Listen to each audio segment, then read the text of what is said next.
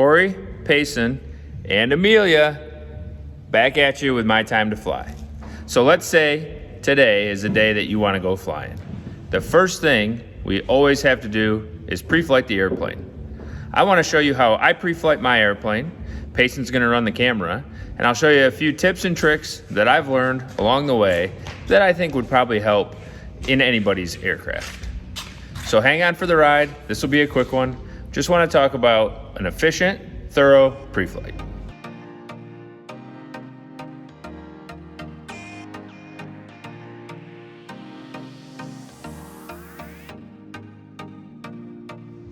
Okay, so we just got to the airplane. The first thing I do is walk around to the back of the airplane and grab all the tools I need to get the job done right. So I keep all my tools in the luggage area, the back part of the Mooney. So just open up the door. I have 3 tools that I need here. Fuel strainer. I know it's ugly, I need a new one. Shame on me. A flathead screwdriver, so we can open all of our fuel areas. We'll show you that in use. And I always bring a flashlight. Not the fanciest flashlight, just get you a flashlight. I also, just in case I need it, I always keep a quart of oil with a handy dandy pour spout on it, so it's ready to go. So the first thing we do is we start at the front of the airplane. So we'll go over that way. So I like to make just 1 solid lap around the airplane, try and limit the movement. And I actually make 2 laps around the airplane to make it happen. First lap is mechanical, the second lap is electrical. So the first thing we do is open the engine compartment and check and make sure that we've got oil. Hopefully the guy before you didn't tighten the crap out of it. So we check and make sure we got oil. You can see there we've got about 6 quarts, just a tick under 6 quarts. That's where this plane likes to run. If the plane happened to be plugged in, say it was a little colder out than it is now, then we would unplug the plane from here as well. The next thing we do is just have a nice thorough inspection of what's inside here, right? So we're looking for scat tubing, we're looking for wires, frayed wires, anything that looks out of the ordinary, looking down deep for excessive oil leaks that might be happening, anything that we think might cause us a bad day. So I would say right now, it looks pretty good. So the next thing we'll do is we'll just check the propeller. We'll check for any nicks, cracks, anything that might be giving us a bad day. That seems good. Always check to make sure the air filter's in and not overly dirty. One of the checklist items on this Mooney is just that all the fairing and cowling is tight and will not loose. You know, there's about a bajillion screws that hold these together, but they can rattle loose. I like to take a peek inside of the cowling, just look for any bird's nests or anything like that. It's not really nesting season, but you never know, you might get one in there, okay? Then we'll take a look at the nose wheel, make sure that there's plenty of air in there. Make sure there's nothing out of place. This is the first time we get to use the fuel strainer. I get to take this little handy dandy piece off. We're actually gonna sump the Gascolator, which is way up under this nose wheel. Payson will just watch me lay on my back here.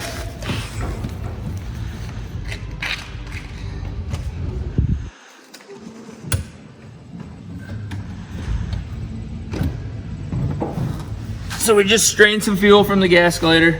We're looking at it, make sure that there's no water in it, no separation.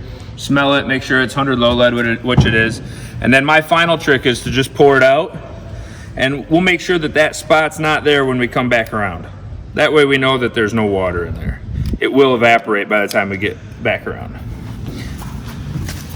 Okay, so next on the lap, we'll check for fuel. We'll check the left tank. We usually store it full. It is pretty full. It's actually not very full. I wonder if somebody's flown this since the last time I did. Interesting. We'll have to check into that, because I filled it up when I got back from my trip. Okay? We checked this tire down here. And check the main tire, make sure it's full of air. It says to check the brake components, which I do by just making sure there's no oil leaks, no brake fluid leaks on the ground by that tire. And when we get in the airplane, we'll roll check it and make sure that, that those brakes are solid, and of course that it works on roll. Okay, so as we walk around the airplane, we're just looking for visible condition, make sure there's nothing out of the ordinary. It's still ugly, there's still a lot of paint missing. We'll get to our control surfaces and we'll check them. So on the Mooney, I always check for the bolts. There's 3 bolts holding each aileron on right here. They're nylock nuts, so we make sure that those are there. And then I peek underneath. Right here is where the push rod comes out, where the actual control surface is controlled. We make sure that that cotter pin's in here. Then we look at the flap attachment points. So there's actually 4 of them. 1, 2, 3, 4. So we're going to check that the nylock washer is there as well, and that the flaps are up against the stops.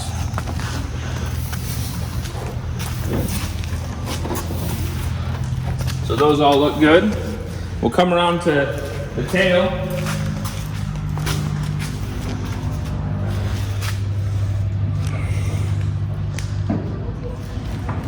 The tail will check again for its 4 attachment points.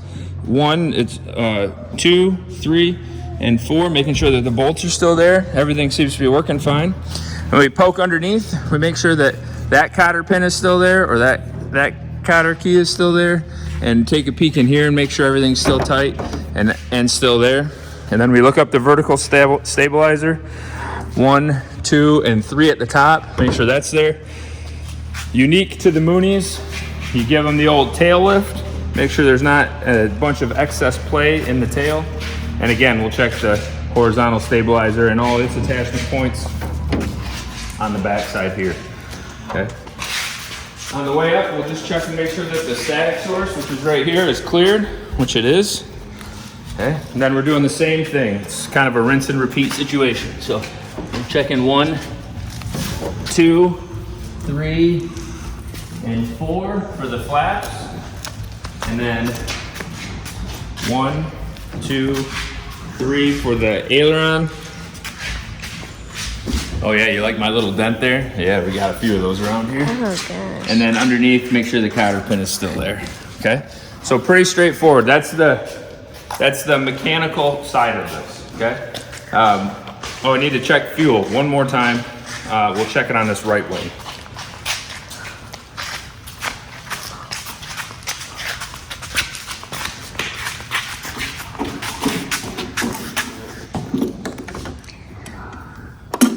So the right side's full.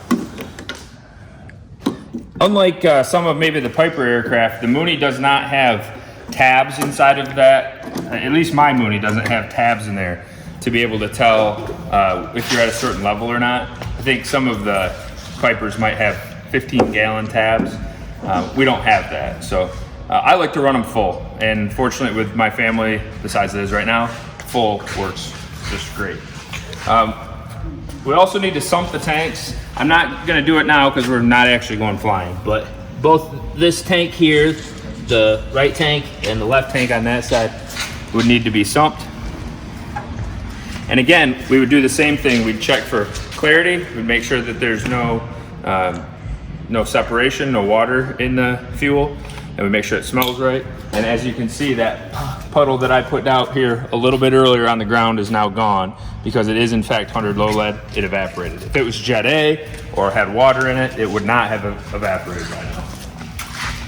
Okay, so I know that's all I need these for, so I'll put these away. Now I do my electrical check and my flap check. Here's my first tip. When you're whether it's cold, warm, doesn't matter, put your little window down. Okay? You'll see why I do that later. Okay, so the first thing we're gonna check is the flaps. Okay? So we'll push the flap control in and watch the flaps go down as I pump this lever.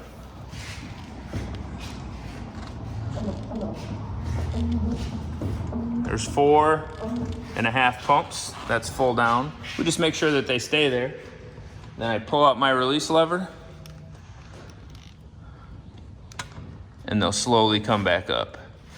You can see them retracting if you look where the aileron meets the flap. Okay?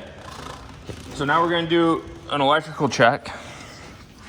So we're gonna check lights and all that fun stuff.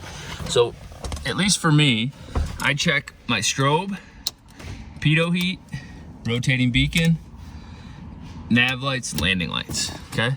We'll just flip on the master, okay? We come out here, and we just do a quick walk around. You can see my tail beacon is on, ADS-B source. The rotating beacon is on underneath the airplane. It's getting dim enough now where I can see the reflection already. Make sure the right wingtip strobe is on and its light, the nav light. Make sure that the landing light is on. We replaced that once. I really need to go LED with that thing. Come over and make sure the left strobe is on and the left navigation light. Because we've turned the power on, we can check the stall warning that you hear. And now we've given enough time for the pitot heat to warm up. We just give it a little feel, make sure that that's warmed up. And here's why I open that window. So now I can just come in here and flip my master. Bam, everything shuts back off.